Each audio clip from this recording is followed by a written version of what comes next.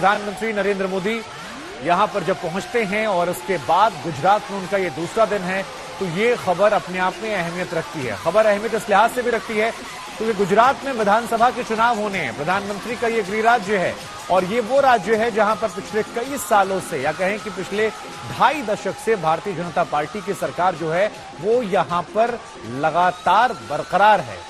हालांकि पिछली बार के चुनावों में भारतीय जनता पार्टी 100 तक नहीं पहुंची थी, लेकिन इस बार जिस तरह से प्रधानमंत्री ने गुजरात चुनावों के कैंपेन की शुरुआत की है, ऐसा लग रहा है कि बीजेपी के दिमाग में कोई बड़ा टारगेट है और इस बड़े टारगेट को पूरा करने के लिए भारतीय जनता पार्टी ने अपने सबसे बड़े नेता को उतार दिया। यहां पर गोपी हमारी संवाददाता इस वक्त हमारे साथ जुड़ रही हैं। गोपी, ये तस्वीरें लगातार हम दिखा रहे हैं, लोग नजर आ रहे हैं प्रधानमंत्री के आज काफिले का दूसरा दिन। जरा बताइए क्या तस्वीरें वहां पर हैं, अपनी आंखों देखी।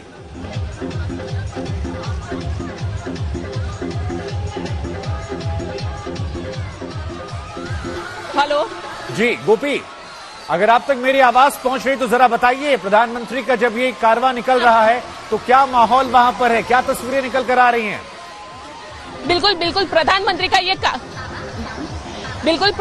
का ये जो कारवां है ये यहाँ से दहगाम से गुजर रहा है। आप देख सकते हैं बड़ी तादाद में सड़क के दोनों किनारों पर लोग जमा हुए थे।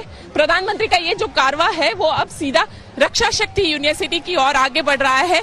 प्रधानमंत्री यहाँ पे इस वक्त पहुंचे तो अपनी जो कार थी, कॉन्वे कार थी, उसमें बैठे हुए थे, लेकिन जैसे ही लोगों को देखा तो उनके लिए जो खुली जीप रखी जाती है रोड शो में, उस तरीके की जीप में वो सवार हुए।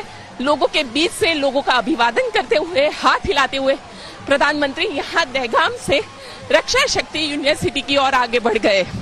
आपको बताऊं, रक्षा शक्ति यूनिवर्सिटी जिसकी शुरुआत खुद प्रधानमंत्री नरेंद्र मोदी ने गुजरात के मुख्यमंत्री रहते वक्त हुए की थी, और अब उसका पहला जो कॉन्वोकेशन है 2009 में इसकी शुरुआत हुई थी, और 2020 में जब केंद्र में बीजेपी की सरकार थी तो रक्षा शक्ति यूनिवर्सिटी को केंद्र सरकार ने टेक ओवर किया, जिसके बाद आज पहला कॉन्वोकेशन प्रोग्राम होने जा रहा है।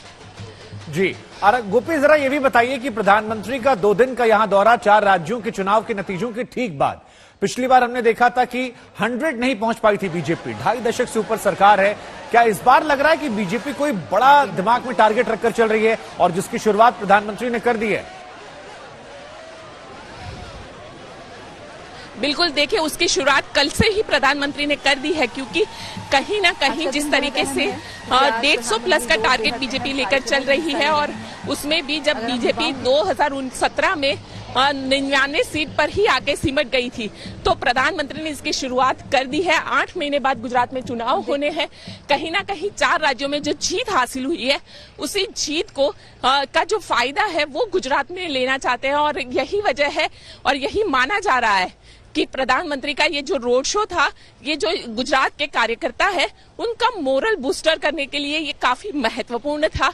साथ ही प्रधानमंत्री ने कई ऐसे सुझाव भी दिए जिसे संगठन के लोगों ने को करने के लिए कहा है।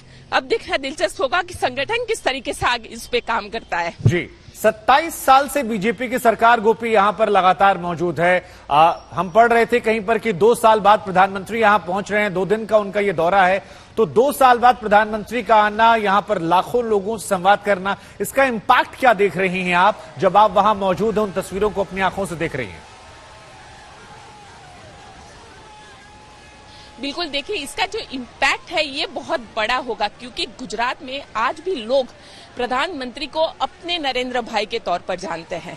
अब जब उनके नरेंद्र भाई उनके बीच पहुंचते हैं तो पूरा एक गेम चेंजर हो जाता है चुनाव के वक्त में। जो 2017 में भी हमने देखा कि प्रधानमंत्री ने किस तरीके से गुजरात में कैंप किया था, और वही वजह थी कि लोगों ने अपने नरेंद्र भाई को वोट दिया था, ना कि बीजेपी को। मतलब चेहरा जो है वो बीजेपी से बहुत बड़ा हो गया है गुजरात में, और गुजरात के लोग आज भी उन्हें जो प्यार करते हैं उसका उसी की वजह है कि कल हमने देखा कि 4 लाख से ज्यादा लोग वहां पे रोड शो में इकट्ठा हुए थे। सुबह से ही मैं यहाँ दहगाम में मौजूद हूँ, गांव से बड़ी तादाद में जो लोग हैं वो नरेंद्र भाई की सिर्फ एक झलक देखने के लिए यहाँ पे पहुंच रहे हैं। आप देख सकते हैं कि छोटे छोटे बच्चे हो, बड़े हो, बुजुर्ग हो, हर कोई यहाँ पे नरेंद्र मोदी की एक झलक देखने के लिए पहुंचे थे। और उसमें भी अब जब चुनाव हो रहा है, क्योंकि 27 साल की एंटी इनकम्बेंसी इनकम्बेंसी है। 27 साल से गुजरात में बीजेपी है। कहीं ना कहीं बीजेपी को भी पता है कि ये उनके लिए नुकसान हो सकता है। गुजरात में लोगों से बात करते हैं, लोग क्या कहते हैं, क्योंकि सुबह से ही कितने बजे से आप यहाँ पे खड़े हुए थे? 9 बजे से नरेंद्र भाई को देखने के लिए। क्या कहेंगे? क्या कहेंगे, वो रोड शो कर रहे हैं, उसे देखकर हम बहुत अच्छा लगा।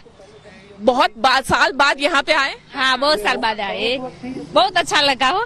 बिल्कुल, बहुत अच्छा लगा, क्योंकि नरेंद्र भाई जब गुजरात के मुख्यमंत्री हुआ करते थे तब यहाँ पे कई बार वो आते थे, क्योंकि ये गांधीनगर से सटा हुआ जिला है और गांधीनगर से सटे हुए जिले में उनका दौरा अक्सर रहता था।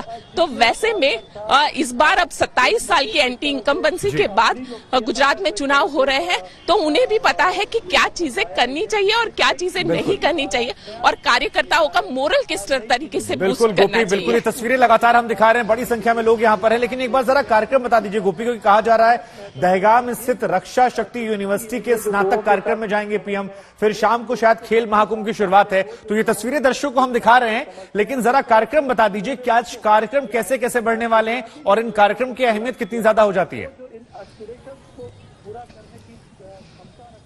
बिल्कुल, देखिए, इस कार्यक्रम की अहमियत इसलिए भी हो जाती है क्योंकि प्रधानमंत्री पहुंचेंगे रक्षा शक्ति यूनिवर्सिटी।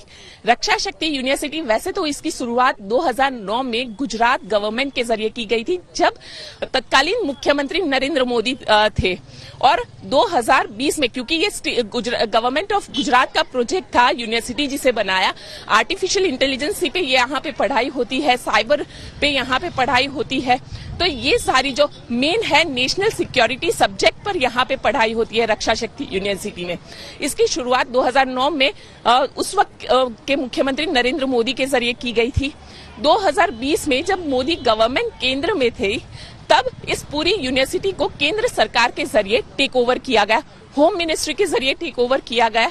अब इसका ये पहला कॉन्वोकेशन हो रहा है, जिसमें गृह मंत्री अमित शाह भी मौजूद रहेंगे, प्रधानमंत्री नरेंद्र मोदी भी मौजूद रहेंगे, साथ ही कई बड़े डिफेंस के अधिकारी भी इसमें मौजूद रहेंगे।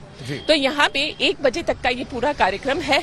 इसके बाद प्रधानमंत्री शाम के वक्त खेल महाकुंभ की शुरुआत करवाएंगे। खेल महाकुंभ, जिसकी शुरुआत प्रधानमंत्री नरेंद्र मोदी के जरिए ही की गई थी जब वो गुजरात में मुख्यमंत्री थे, और उसकी शुरुआत भी इसीलिए की गई थी कि ऐसे खिलाड़ी जो छोटे छोटे खिलाड़ी है, छोटे छोटे गांव से आते हैं, जिनको एक प्लेटफॉर्म नहीं मिल पाता है नेशनल लेवल पर, तो ऐसे खिलाड़ियों को एक नेशनल लेवल पर प्लेटफॉर्म मिल पाए। स्टेट लेवल पर पहले आए हैं, फिर नेशनल लेवल पर आते हैं, तो उसके लिए इसकी शुरुआत की गई थी। आज गुजरात सरकार के जरिए उनकी जो खेल पॉलिसी है उसे भी अनाउंस किया जाएगा।